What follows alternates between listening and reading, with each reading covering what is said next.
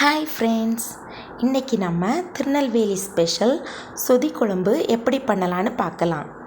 சொதி குழம்பு பண்ணுறதுக்காக நான் இன்றைக்கி கேரட், பீன்ஸ், பொட்டேட்டோ இந்த 3 காயும் எடுத்துருக்கிறேன். கூடவே முருங்கைக்காய், க்ரீன் பீஸ் இருந்தாலும் ஆட் பண்ணிக்கலாம்.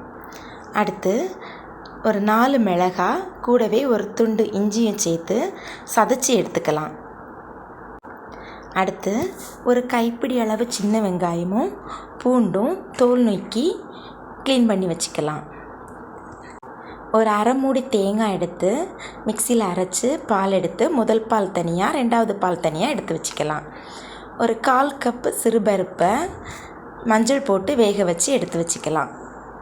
எல்லாம் ரெடியானதும் ஒரு கடாயில் தேங்காய் எண்ணெய் விட்டு சூடானதும் க்ளீன் பண்ணி வச்சுருக்கிற சின்ன வெங்காயமும் பூண்டும் போட்டு வதக்கி, அது வதங்கினதும் நம்ம இடித்து வச்சுருக்கிற இஞ்சி, பச்சை மிளகாய் போட்டு பச்சை வாசனை போகிறது வரைக்கும் நல்லா வதக்கி விட்டுக்கலாம்.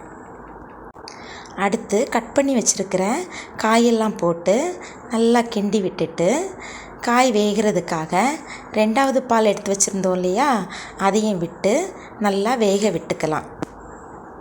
காய் 3/4 பாகம் வெந்ததும் நம்ம வேக வச்சு வச்சுருக்கிற சிறுபருப்பையும் உள்ளே போட்டு, அது கொஞ்சம் வெந்ததும் 2வது பாலையும் ஊற்றி கொதி வர்றது வரைக்கும் வெயிட் பண்ணிவிட்டு, கொதி வந்ததும் தாளித்து விட்டு இறக்கிக்கலாம். சுவையான சொதி குழம்பு ரெடி.